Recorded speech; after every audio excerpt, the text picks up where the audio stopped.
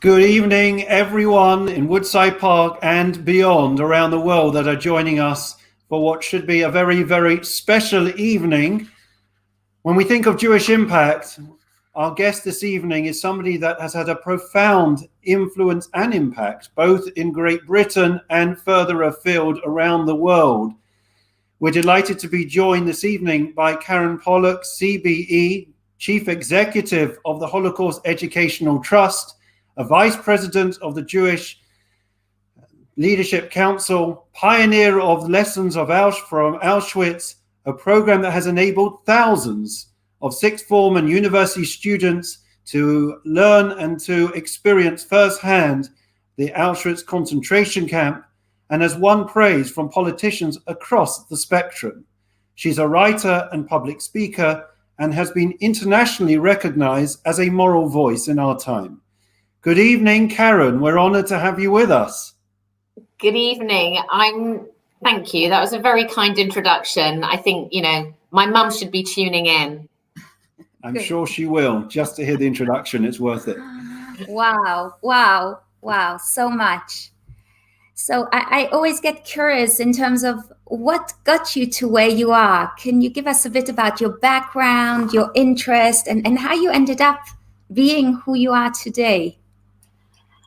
Yeah, I'll tell you a bit about my background, but I should say that's a very kind introduction, but I think most people would say you never achieve things on your own, and a lot of what I have done, certainly through my work at the Holocaust Educational Trust, is through an exceptionally talented and committed team, and we will work together. But in answer to your question about my background, so I grew up in Stanmore, like Rabbi Hackenbroch, and funnily enough, I don't know if you know this, Rabbi Hackenbroch, even though we lived opposite Stanmore Shul, we walked to Edgware United every week. That's the story of the Jewish people, isn't it? Indeed, until we moved further into Stanmore, where we were closer to Belmont, and then we walked to Stanmore United. Oh. So, explain the logic. Typically Jewish. But I grew up, I went to Rosh Pinna Primary School, and I genuinely still say this, that I think it was a very formative part of my life. I learnt, it was just such a community. It was all the students that went to that school, the families were part of an extended community. Funnily enough, I'm now part of a WhatsApp Rosh Pinna reunion group from my year. But what's so sweet is the affection that we all still feel, even though we're not really in touch with each other anymore. But it was really formative, partly because it was just about a joy of being Jewish and a understanding of just basic Jewish values of, understanding our way of life, but also about being good people, really. I sincerely consider it a very big part of my formative years. And of course, with parents and siblings who similarly were really committed to a Jewish way of life, but also bringing out the best in ourselves as much as possible, really trying to, do our very best. It's been something that has been instilled in me for a long time. And something else that I think, if I was talking about my background, I got involved in BBYO, which I'm not sure how prominent in terms of how involved young people are today, but it was, I was very, very involved. I went to every single event and convention, including going to Israel, but also to America as a young leader. I was a national vice president, which I'm still very proud of, at the age of probably, I don't know how old I was, 17. But it was, again, a very formative part of my Jewish upbringing. And funnily enough, yesterday I did a podcast with somebody who isn't Jewish, who just speaks to people of interest. And he knows me anyway, but I talked about how, in my university days, I spent a lot of time abroad because I studied languages. And I was with, though, a lot of non-Jewish students from Leeds. We all were together. And I'd have to explain why on Pesach I couldn't eat certain foods, or why on Shabbat I couldn't do certain things. And I really enjoyed that. And I felt very proud of my identity. And yesterday I was saying how proud I was.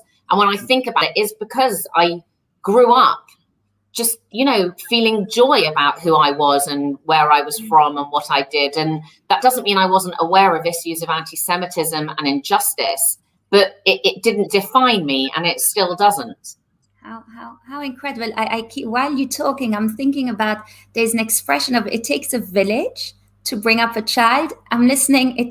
You've had a community kind of aspect to that's such an important factor in your upbringing. And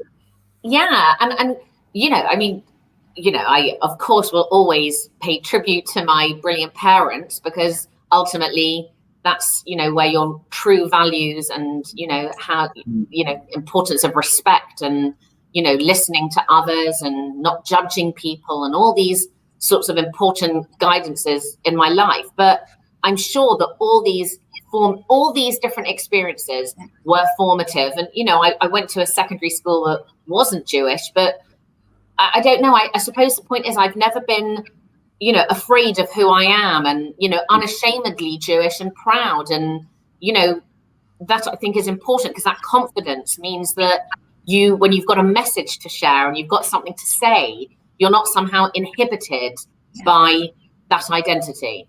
Yeah. I think people pick up on that, whether somebody is filled with confidence and self-belief when they are delivering that message, Karen. It's something that very much resonates with me. People are able to discern where a person's coming from. I want to ask you about your contribution in terms of your role as Chief Executive of HET, Holocaust Educational Trust. We're speaking tonight about the Jewish impact that you have made as part of our series. Can you explain to us and share with our viewers about how Holocaust Educational Trust has developed under your leadership? Where was it? Where is it? And where do you see it going over the next 5 to 10 years?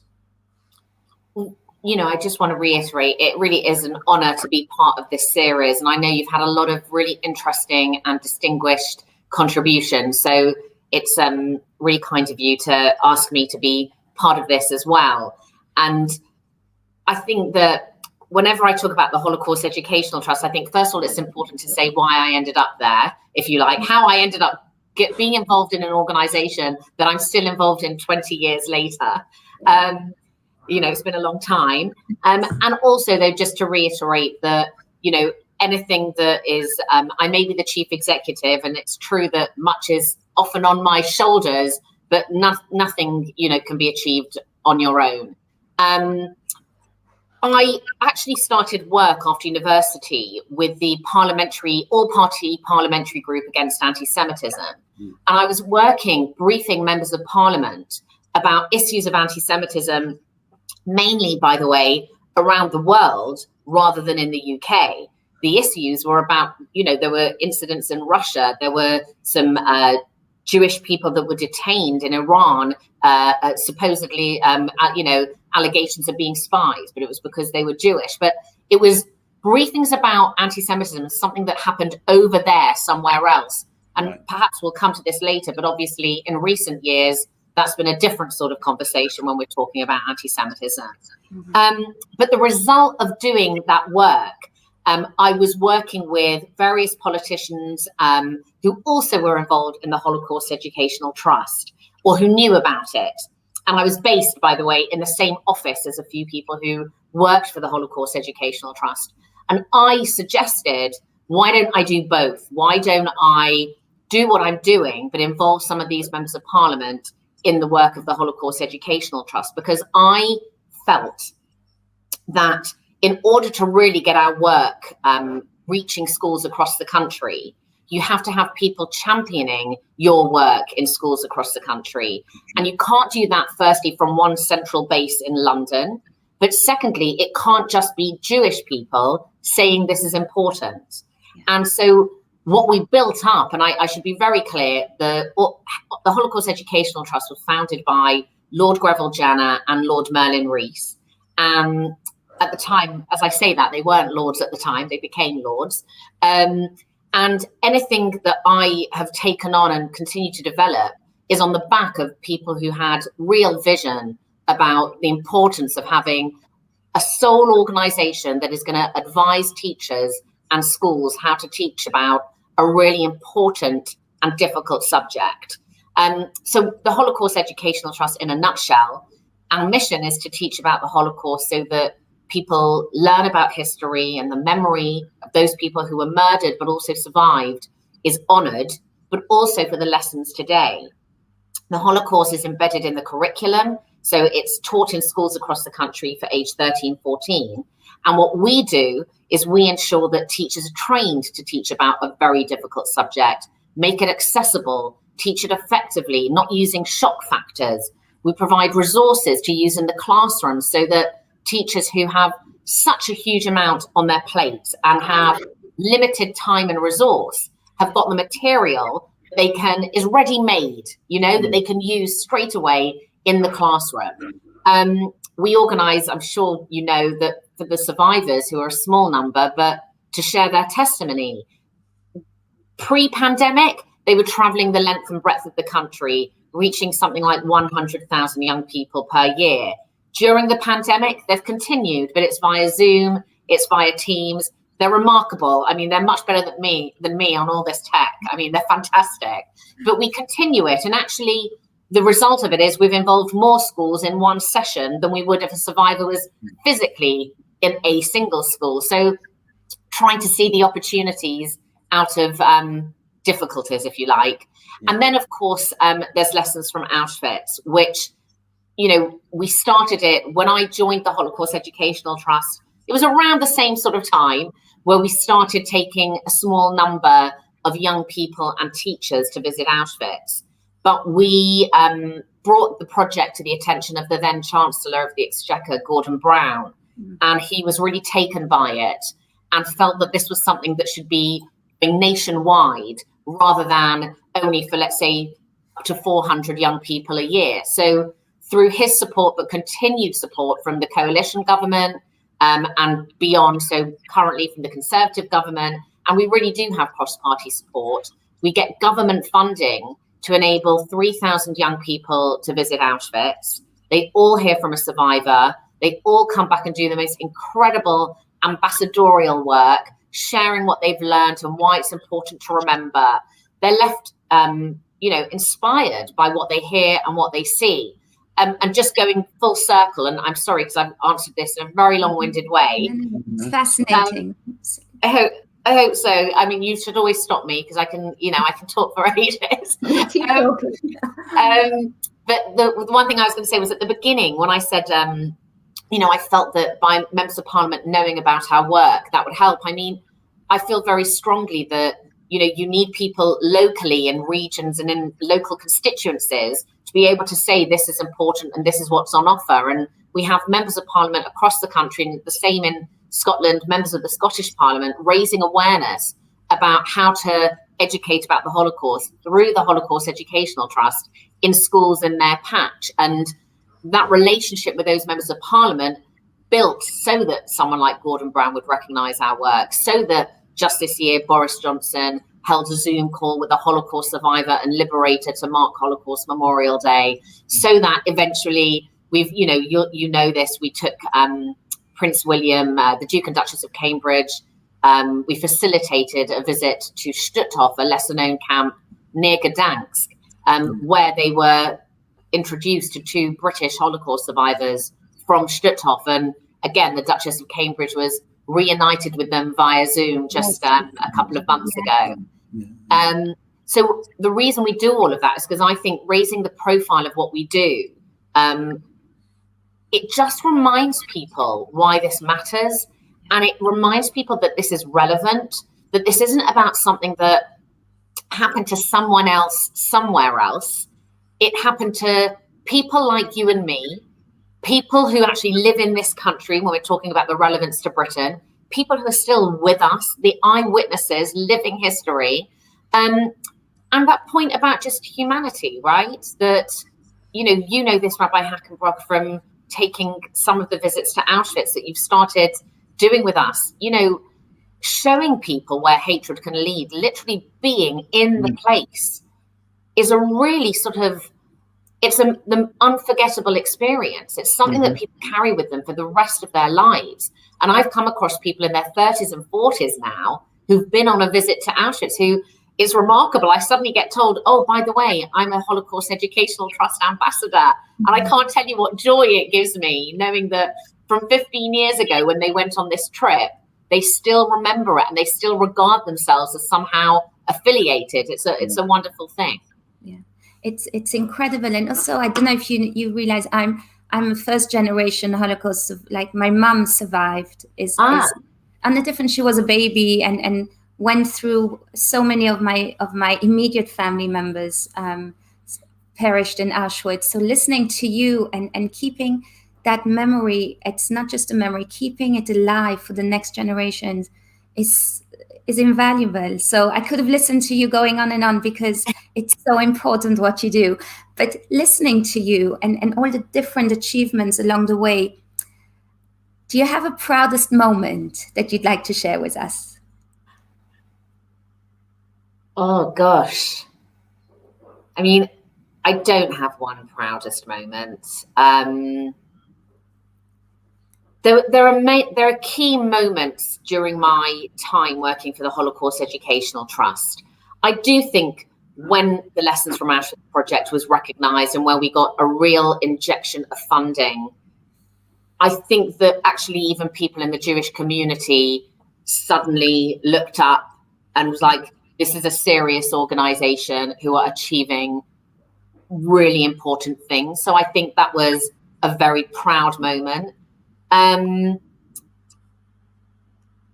I think, when we, for example, facilitated that visit for the Duke and Duchess of Cambridge, where to see Ziggy Schipper, a Holocaust survivor, and Manfred Goldberg, another Holocaust survivor, interact with royalty in a way that they never imagined in their wildest dreams, that they would be at the site where they had suffered so terribly, to have that recognition, that validation, that was a proud moment. It's strange because I don't often think of things that I've done with pride. I can think of times where I've been highly, emotional or touched by things and interaction. The survivors are really the most uplifting, actually, there are two key uplifting areas of my work. The survivors, who are at the heart of what we do, and it is such a joy spending time with them and being in their company or just speaking to them on the phone, as obviously I have been more recently, because of they are still so life affirming, and they are so positive and strong, and also their determination. While they're determined to share what they've been through, I will always have the energy to carry on what I'm doing, So there's that. It's like a real, they really give me, they're a source of strength, but also the young people that we reach. And it's really, you can't underestimate the power of meeting thousands of young people who are not Jewish, from all sorts of backgrounds, who often have never met a Jewish person in their lives and are standing up in their school or at a local event and sometimes talking to the media about why they think it's important to remember the Holocaust, why we need to understand what anti-Semitism is, why a particular survivor is someone that they will, that they love and adore. I mean, it's inspirational. It really is. And, I feed off a lot from that as well, because their energy and commitment is incredible. I haven't really answered your question. You have. No, definitely. And following on this train of thought, we recently watched a video from I think it was politicians in the United Arab Emirates. I saw that. Did you see that? And did you see it was the shock for them, that initial reaction to something they had no awareness of before, and it moved them to tears. You got the reaction that they might get involved with education, or that initial shock moment will create an impact. And we were thinking about that a lot in terms of in Europe, or especially in the UK, many people know about the Holocaust. Even though you're reaching many people that still don't know, a lot of the people you're reaching, they will have heard about it or they will have read about it. And how would you measure impact there in terms of what we can still continue to do? Okay. So, I mean, first of all, by the way, that video clip with the United Arab Emirates, it was so powerful. It was actually, it was really uplifting, wasn't it? Because when you see people recognize what happened, it's not to my family, but to my people, right? Yeah. And to show that respect, and something that perhaps we never imagined we would see, that sort of interaction, just really overwhelming. And but you're right that there are still people who don't know about it, or who don't necessarily understand the significance of it. And by the way, I also think there's a danger that people know about it, but talk about it in quite a universal way of and it's true, it is about man's inhumanity to man, but actually it is also about the targeting of Jewish people and a desire to wipe out the entire Jewish race, right?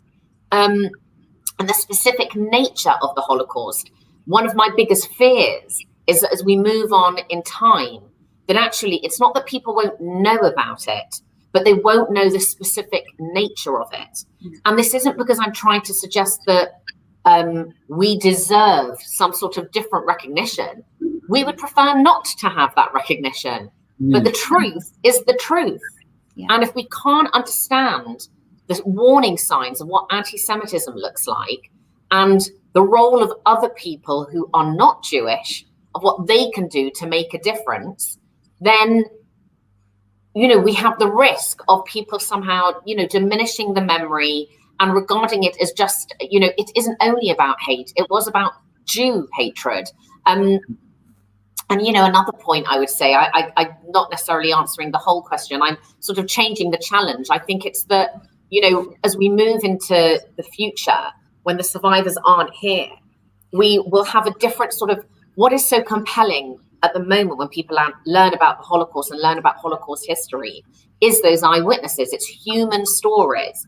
Now, we still try to humanize the victims of the Holocaust through our work on Lessons from Auschwitz, but in everything that we do. But we're going to have to be really creative. At the moment, Rabbi Hackenbrock is definitely aware, but we are, imminently going to be piloting a Lessons from Auschwitz online platform that involves live testimony from survivors, but also some quite interesting digital work and virtual reality work to do with authentic sites, so that we are trying to create a different sort of experiential learning moment that isn't involving getting on a plane, loads of different schools together and visiting another country. And we are exploring other digital work around the survivor testimony that, in time I'll be able to share. But these are things that we're thinking about. In a sense, it's about future-proofing the memory of the Holocaust. And I just go back to that point about my concern, and the reason we're the Holocaust Educational Trust and not anything else, is about the danger of diluting what this subject is about. And that doesn't mean that we don't speak out about genocide since the Holocaust.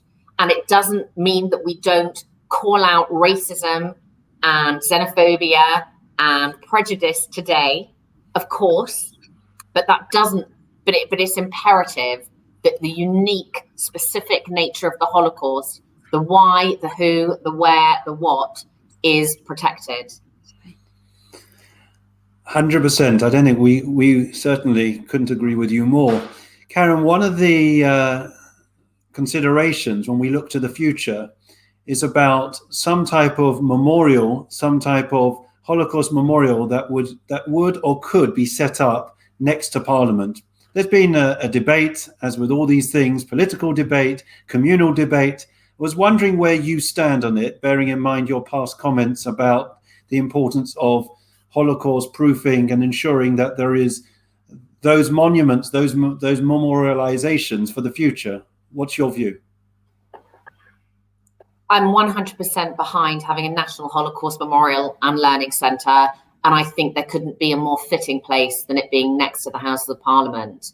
I remember 20 years ago searching Hyde Park for what I was told was the National Holocaust Memorial, and I eventually stumbled across this rock with a blessing on it, but the writing had all faded, overgrown, area, littered, not maintained. And I remember it was then that I went back to the office and I was like, this isn't good enough. Now, the first thing we did was we spoke to the Royal Parks about maintaining that area. And we spoke to Ben Helfgott, the great Sir Ben Helfgott, and the Yad Vashem committee, Yom HaShoah committee, here, to say, let's reinvigorate those gatherings there because it needs a purpose. But there was no question in my mind that there needed to be something else, bigger, more noticeable, that would stand the test of time.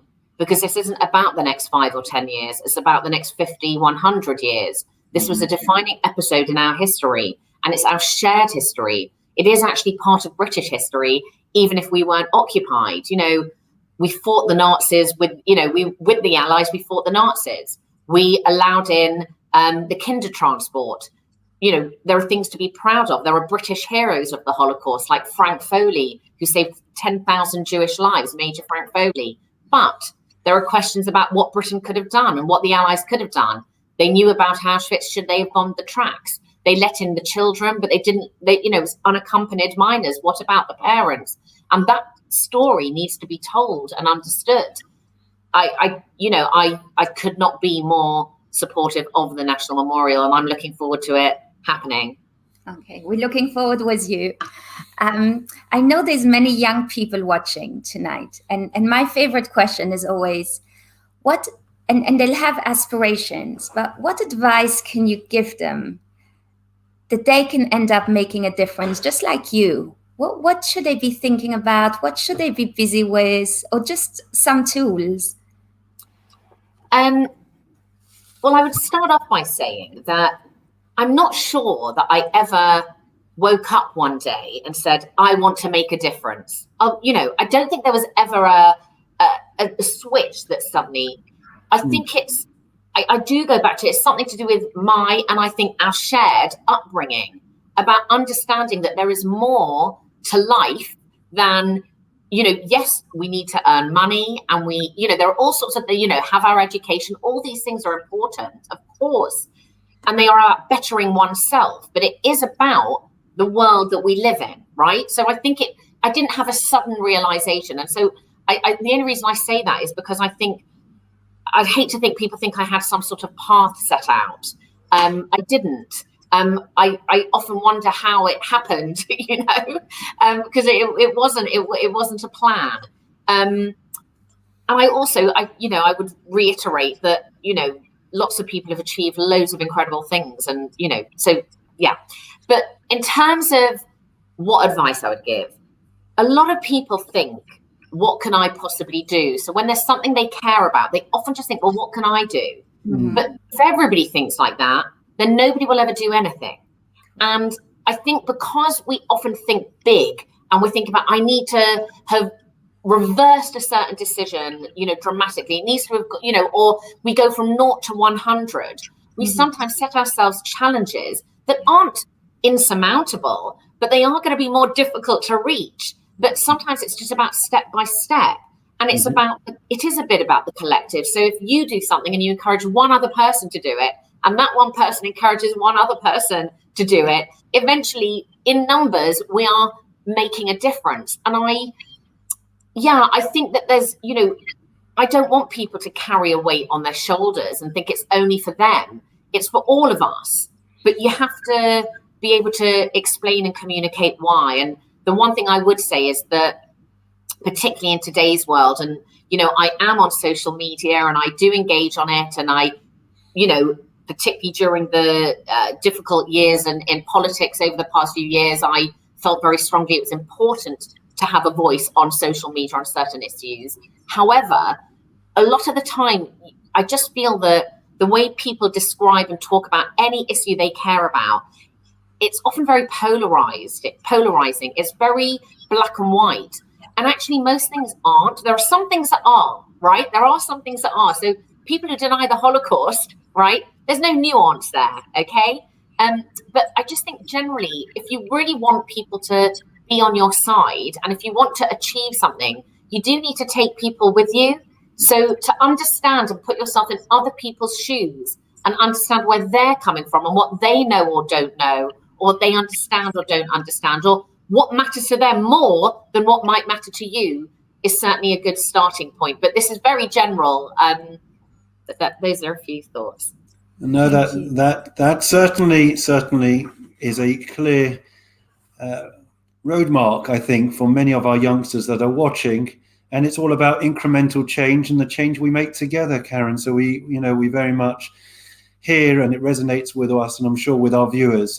I want to thank, on behalf of the community and all those that are watching and joining us this evening, Karen, thank you so much for taking time out of your very hectic schedule and joining us and sharing your thoughts and your reflections about your work, your leadership, and your contribution to not just the Jewish community, but the wider community, and the moral voice that you were and are on, not just in this country, but beyond.